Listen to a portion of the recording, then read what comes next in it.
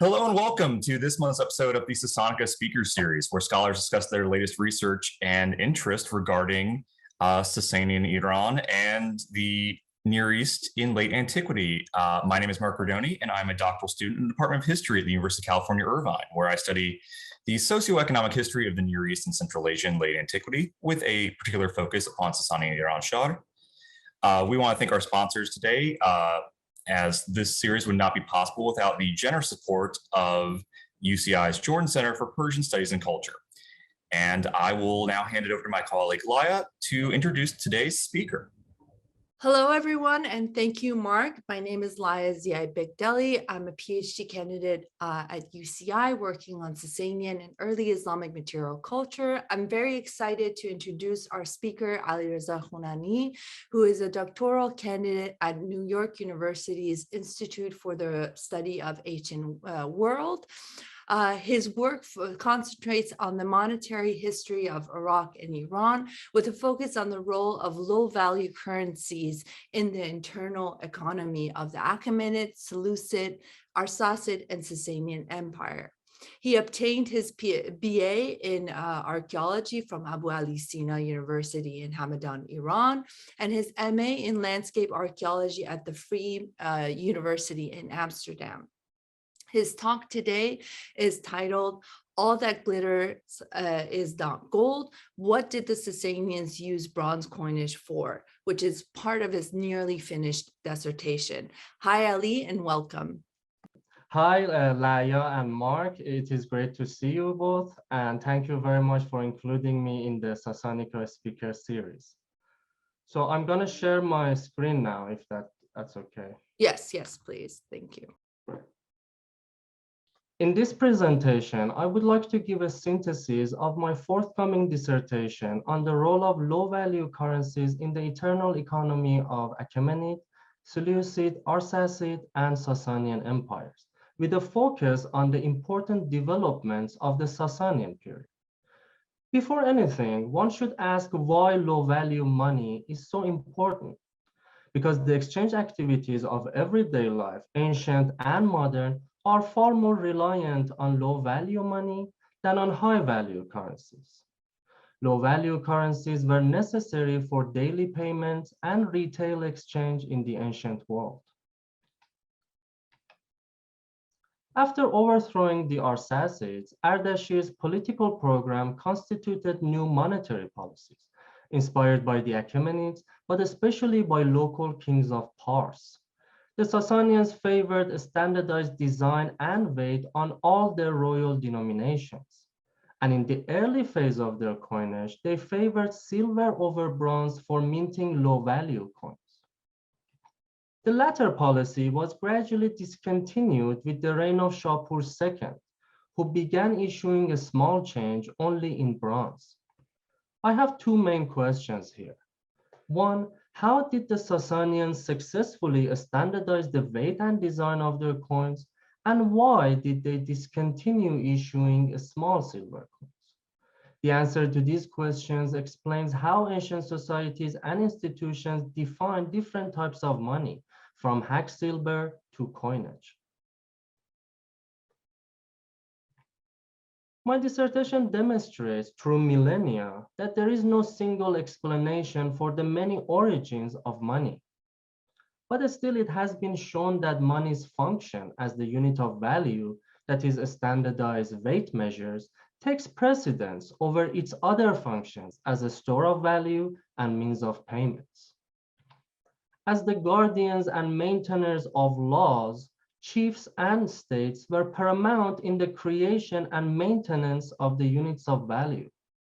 So above all, money is about lawmaking and is about the relationship between communities and institutions.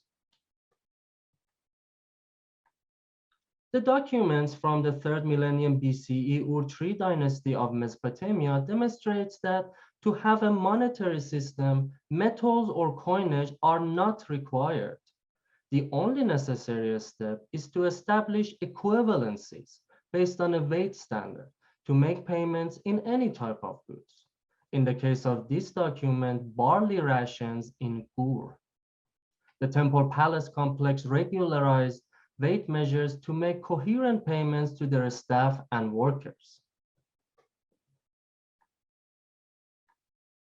In addition to the continued importance of barley to pay rations, the Sumerians also recognized the significance of metals, especially silver. Hence, they created a list of equivalencies between a specific weight of silver and important goods, including barley. In this bimonetary system, it was possible to calculate the value or price of all commodities. The Achaemenid kings expanded on ancient Mesopotamian monetary and weight systems. They regularly used the ancient shekel weight standard, but they also protected other weight measures, such as the Greek stater and Persian karsha. The design of these weights was intended to deter falsification.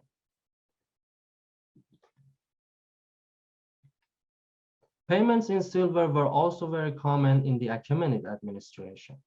This treasury tablet from Persepolis demonstrates that even the smallest payments for unskilled workers were carefully enumerated in weights of pure silver, with no need for coinage.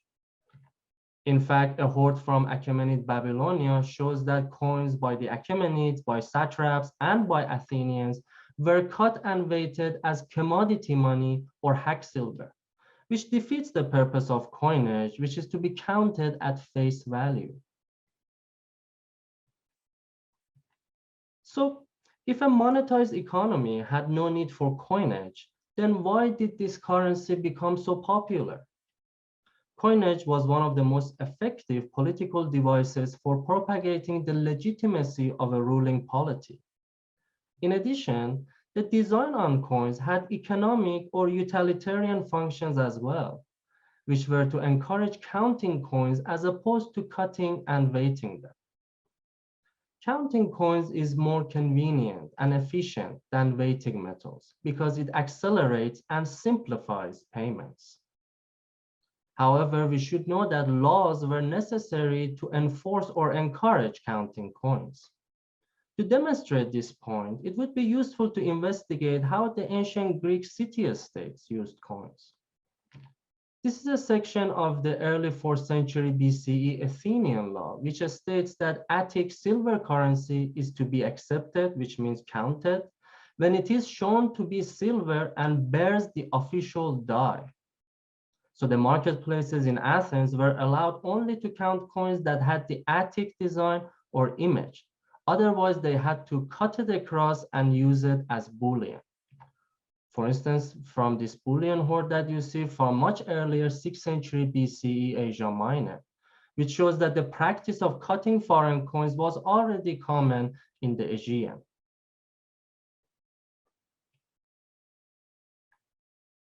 Alexander and the Seleucids intended all their coins to be counted, which was a revolutionary but difficult process to achieve. This land sale contract from the city of Ur in the Seleucid period shows that the Attic tetradrachms of Alexander were still cut and weighted according to the shekel standard. Indeed, Alexander and the Seleucids were confronted with monetized societies in Mesopotamia and Iran with established weight measures for silver. So the only way to encourage these societies to count was to issue coins in their own local weight standards. The Seleucid issues most of their coins in Attic or Athenian weight. However, the structure of their monetary system was heterogeneous.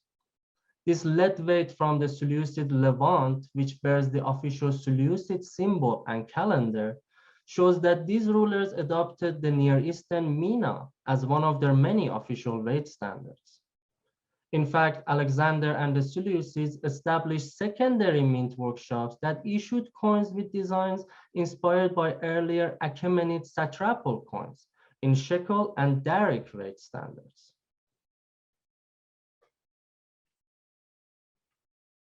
The laborious Seleucid attempt at encouraging the circulation of coinage by count is reflected in the variety of weights and designs on their bronze coins. Each center of the Seleucid provinces had a unique local design and weight standard for bronze coinage, which was regulated locally. Creating such a variety of coins was a costly procedure, but it was necessary for convincing the diverse inhabitants of these regions to trust the face value of these coins and not to chop them into pieces as hack silver.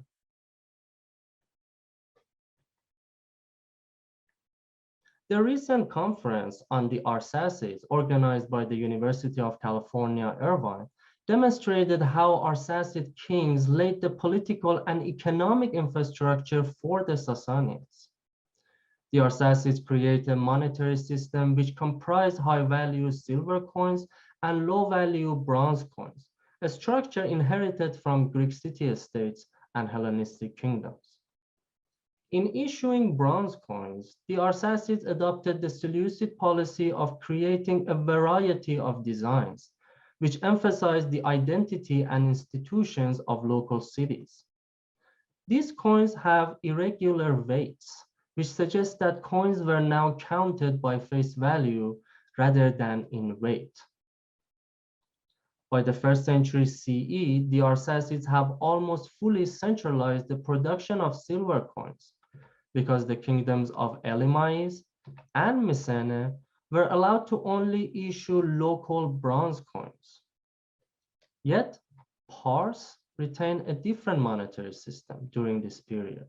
The local dynasty there, which eventually ruled as the Sasanians, issued only silver coins in both large and small denominations. These silver coins belonged to Ardashir V, who ruled over Pars for about 20 years before becoming Ardashir I of the Sasanian Empire.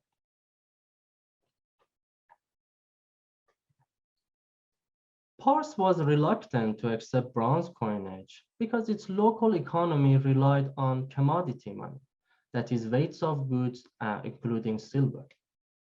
In this system, a base metal coin of nominal or fiduciary value was the least desirable currency. But Pars was not an isolated case in this aspect. The Greek city-state of Athens resisted issuing bronze coins for more than 2 centuries after this type of currencies had become widespread across the Mediterranean. In fact, this poem by the Athenian playwright Aristophanes calls these coins vile and inferior, just minted yesterday or the day before with the basest stamp. Babylonia and Pars also relied on silver for payments, and we can imagine that these regions had a similar reaction to Seleucid bronze coins. This passage from the Babylonian astronomical diaries shows that Antiochus I coerced the Babylonian market into circulating bronze coins because he needed the silver to fund his military campaigns against the Ptolemies. The main cause of this famine or the crisis was the shortage of grain, but such drastic and sudden change in the monetary practice must have compounded the problem of food shortage.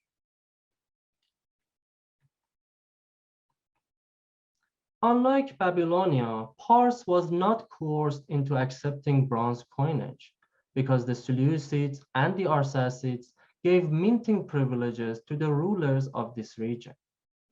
Local kings of Pars and early Sasanians issued drams, low-value hemidrams, and obols only in silver.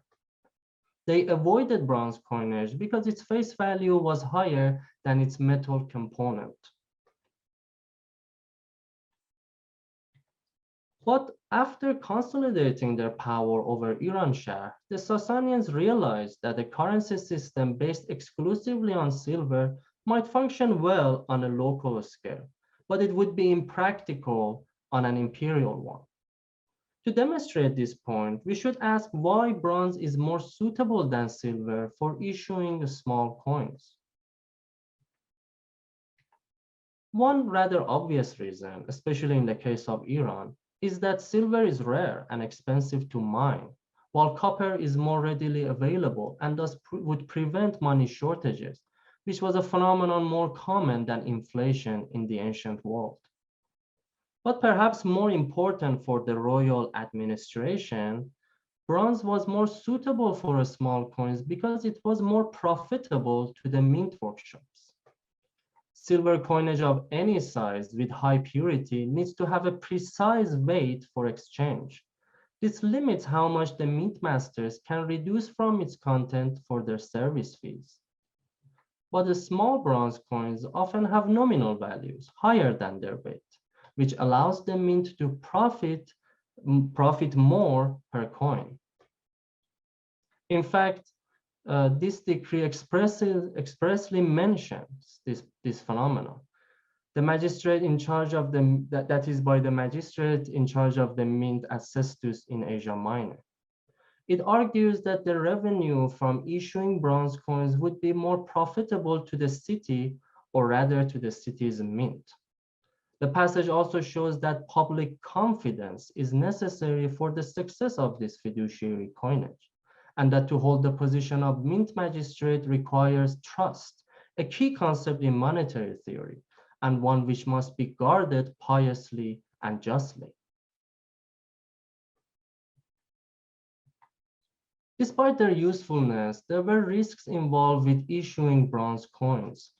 These coins were produced for circulation within the area of the issuing mint, and their presence in other regions raised questions about whether they should be exchanged by weight as commodity money or by nominal value as fiduciary money.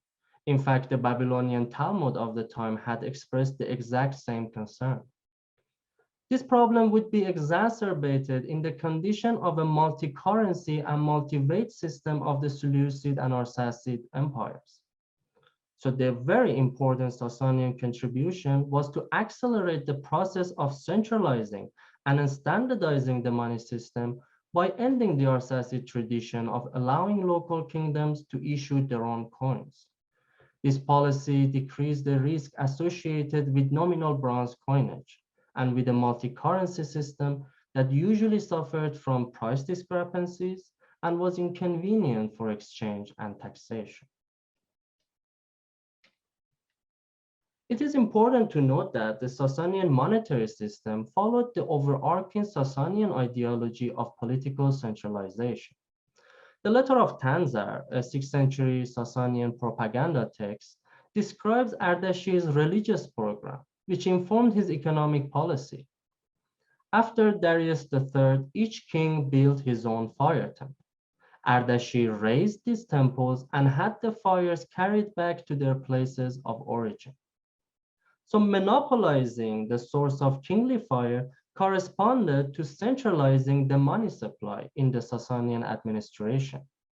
The initial minting of coins exclusively in silver was replaced by the earlier model of high-value silver and low-value bronze coins. The standardized weight and design of the Sasanian coins increased public confidence and decreased transaction costs. In my final slide, I'd like to show that my dissertation also discusses the sub-Sasanian or the so-called Arab Sasanian coinage as evidence of the Sasanian legacy in Islamic administration. Base metal small change continued to dominate retail exchange.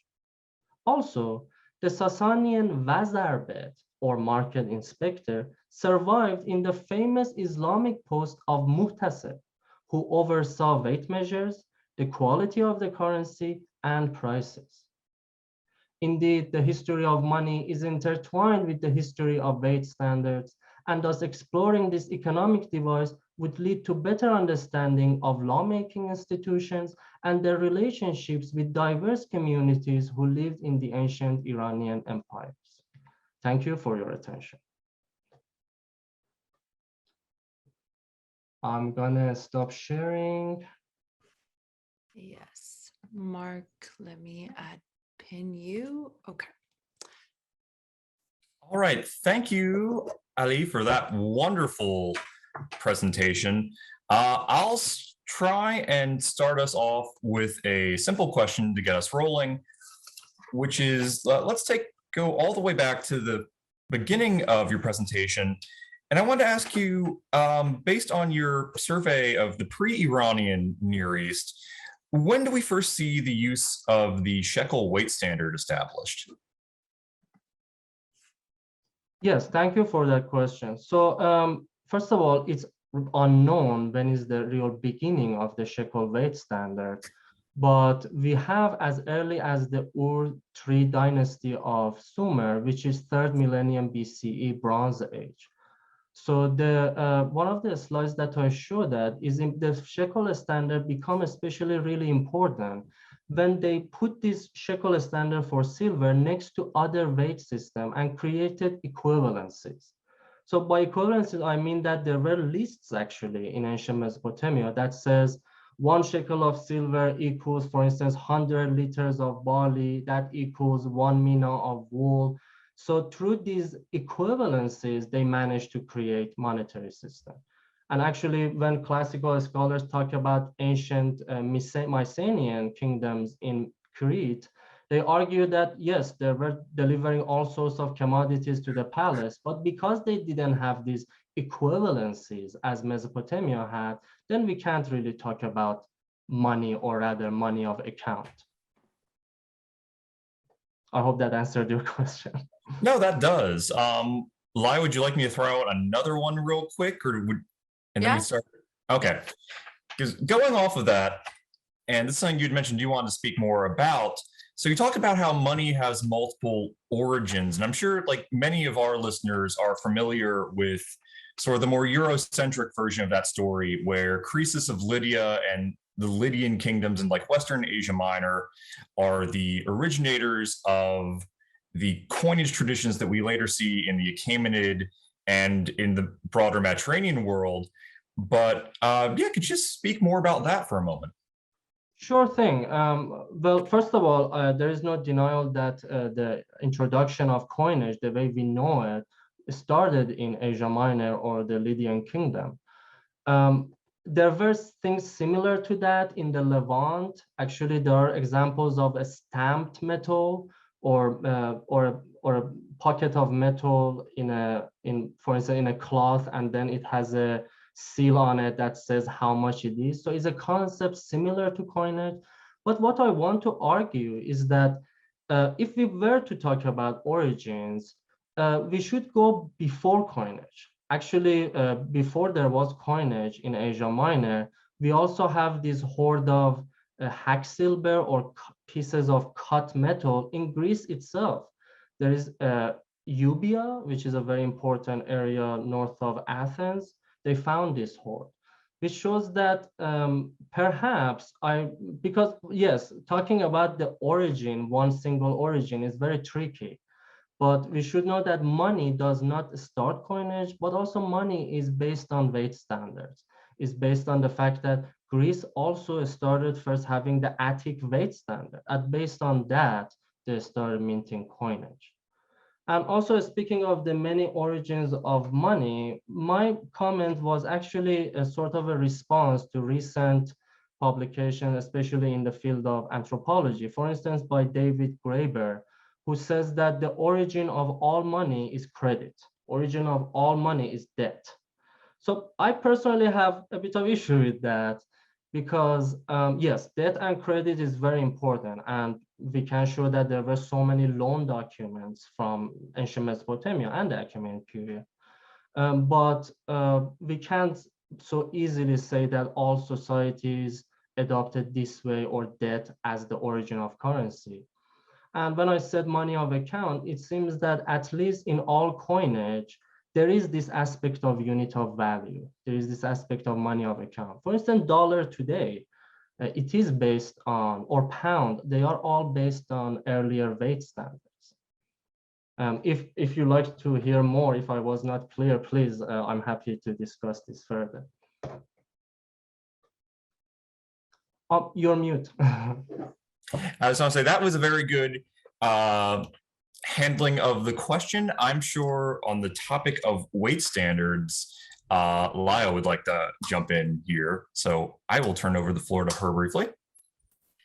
Well, yeah, the weight standards are interesting, but I'm more interested actually in the practice of bronze coinage and how, for instance, I didn't know before the conference that you just mentioned at UCI, the Peyravi conference, that there were multitude of Arsacid coinage, bronze coinage with various different designs. And as you may know, in the Sasanian period as well, for instance, the coinage that we find, the bronze coinage from Sistan and the Arab Sasanian coinage.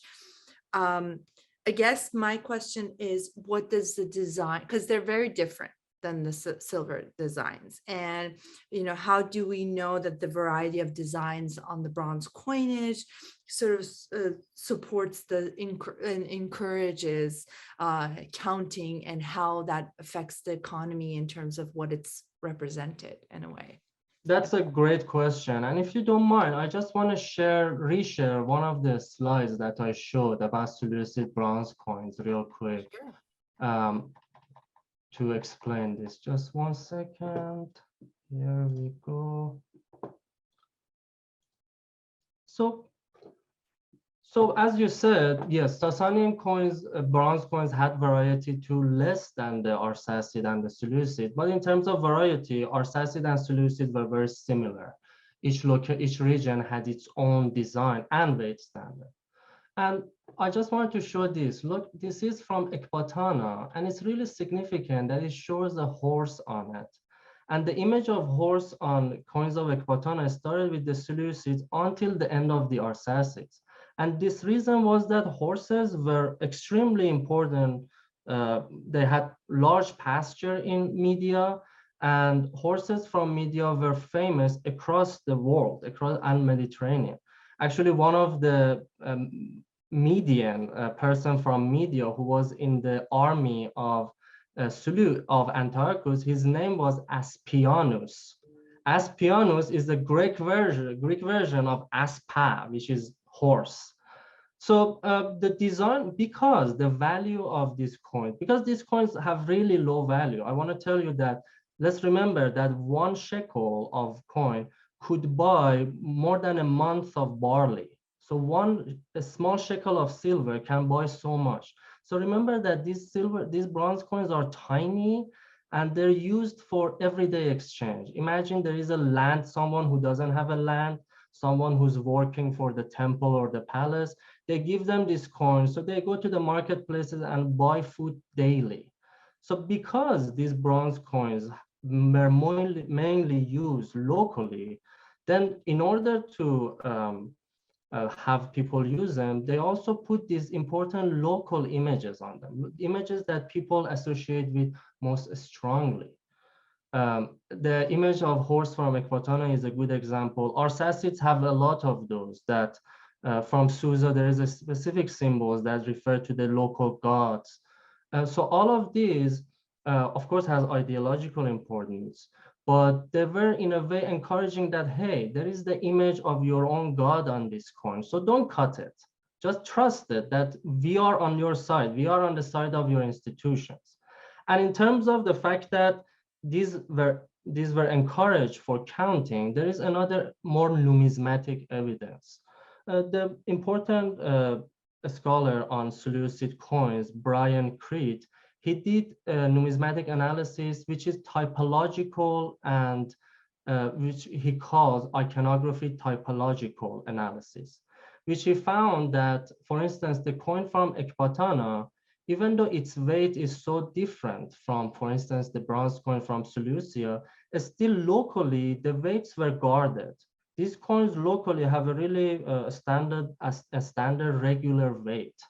So on their own, they are kind of centralized within that satrapy, within that province. So the point is that why do they spend so much money? Remember, this is really costly. This is really expensive to make all these dies for different coins.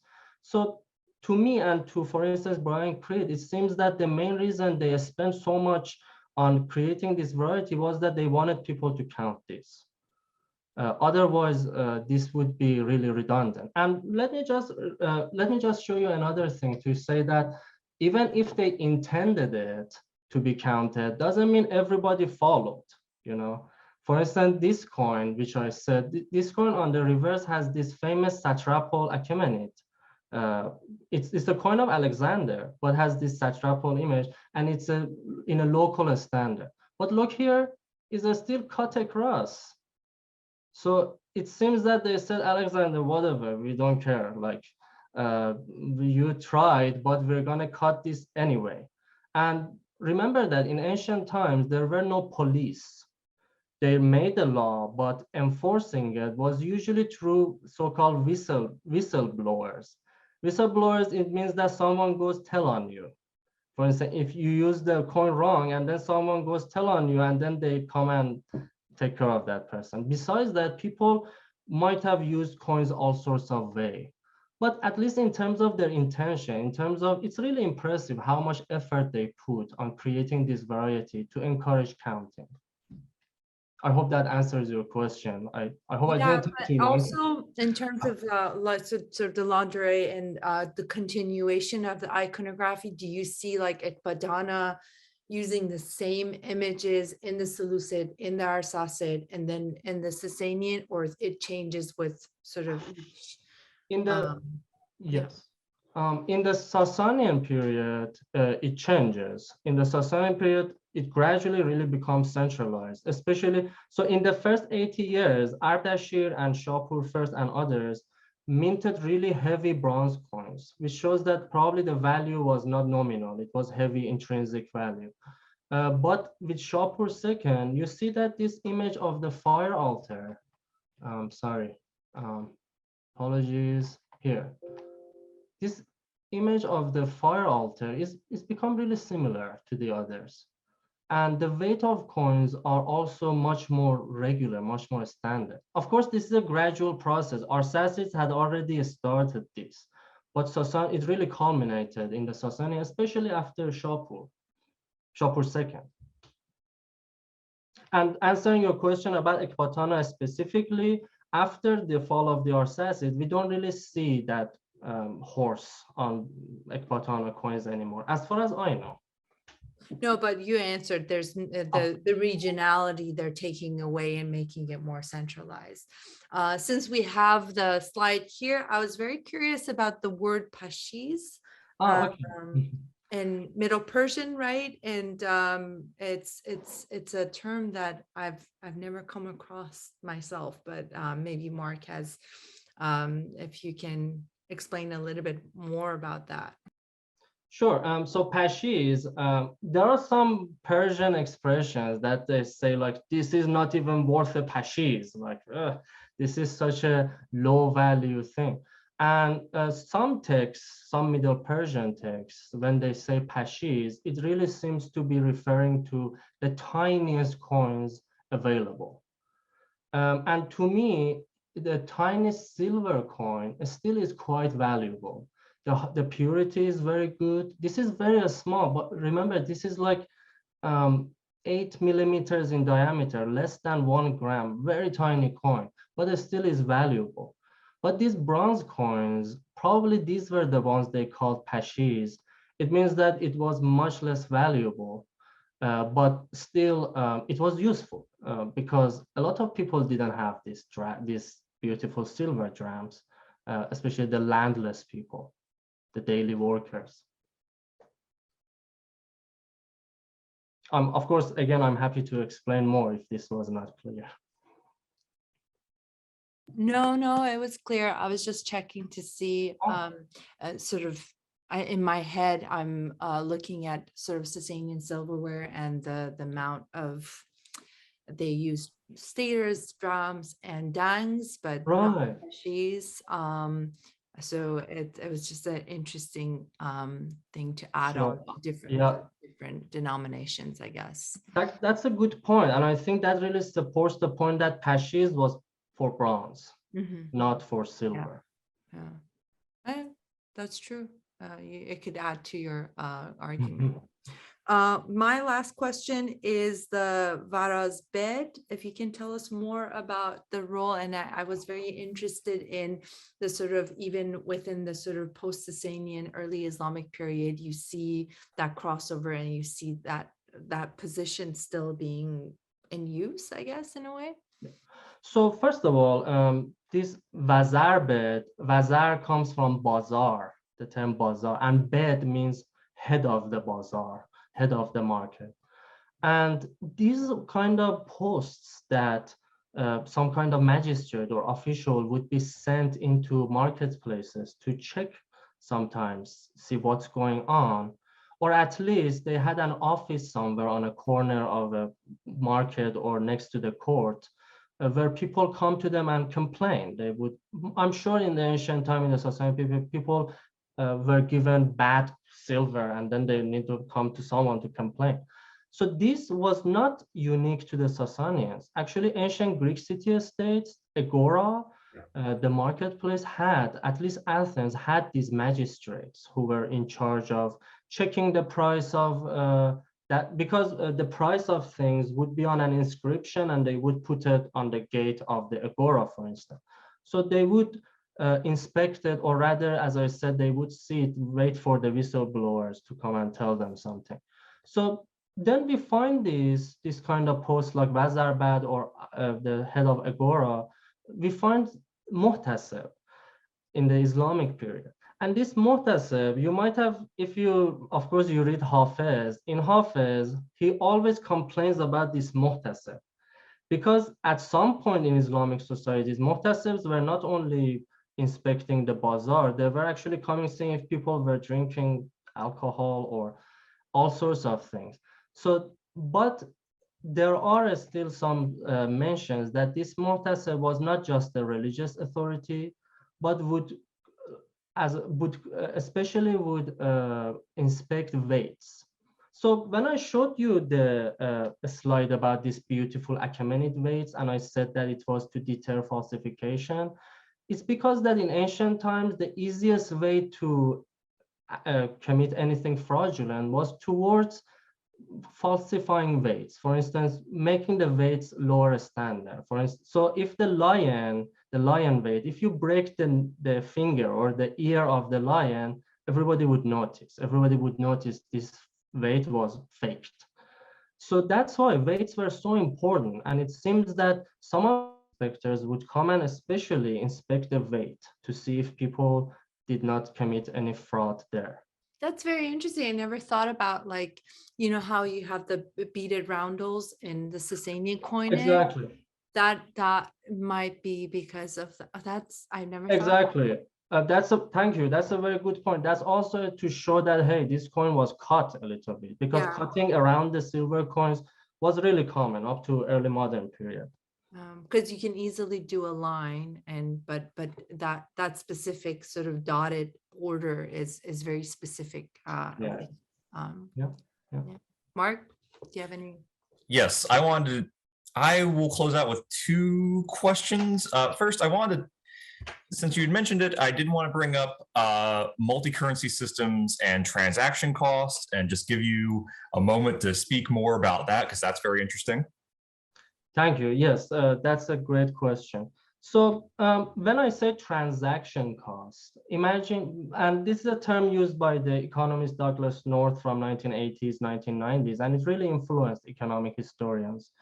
It means that, for instance, if the currency of my city, for instance, Susa, is based on a different weight, when I want to go to Ekbatana and deal with my own coin from Susa, then they need to have a list to look that off. So the weight of your coin from Susa equals the weight of like a small or bigger coins from Ekbatana. All of these are time consuming, and time is money. That's what it means, transaction cost. So if you find ways to make exchange and payments as quickly as possible, that increases efficiency. And that's what coins were also more efficient than weighting metals. Doesn't mean that weighting metals is not monetized. It means that coins are faster. And all of this, doing things faster, would increase efficiency and would save money. So when it comes to multi-currency system, you'll be very interested in looking at the United States, early United States, before the establishment of Federal Reserve Bank. You would see that a traveler, there are testimonies, a traveler from Kentucky wanted to go to Illinois, and they were so afraid that they wouldn't accept their money at a rest stop. So if he stopped at a tavern and a rest stop, and he was worried that, oh, okay, I have money from Kentucky, are they going to accept it in Missouri? So these worries existed, and then all of this gives way for more fraudulent activity as well. There are all these variety of weights. Thank you. So I wanted now to close out with one more question that will focus on the very end of the period you study, which is the question of monetary expansion in late antiquity. So when we talk about this and we read so much of the scholarship in late antique economic history, it's usually Eurocentric. It's usually focused on the Roman half of the West Eurasian ancient world. But something that's come out in the last 25-ish years or so has been a greater emphasis upon the larger quantities of coins being printed and a more thoroughly monetized economy. And could you comment on that that or the lack thereof of that phenomenon in the Iranian world? Right. So first of all, I think when people talk about Rome, especially early Roman empires, they immediately assume there is this ideology that immediately assumed they were so centralized. That was not the case. When you look at money system, it was very similar to the Arsacids.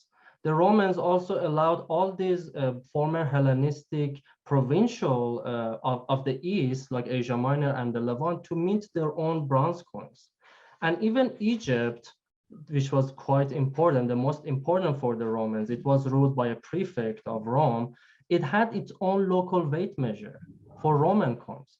So this variety of weight standards and coinage existed in the Roman Empire too. And it's kind of a parallel. And it's kind of, sorry, my cat making noise. It's a parallel to what was going on with the Arsacids. So to me, I don't want to talk evolutionary, but there was this gradual development that it seems with the so-called Byzantine or East Roman Empire and with the Sasanian, where if you centralize, as I was saying that Ardashi wanted to monopolize the source of finite precious metal. So imagine that in the Arsacid period, they let local kings of Pars to issue their own silver coins. That reduces the amount of silver you can access. So if you centralize this finite amount of silver and you can control it better, then the chance of a monetary boom that you said existed in the late antiquity is higher, is much higher.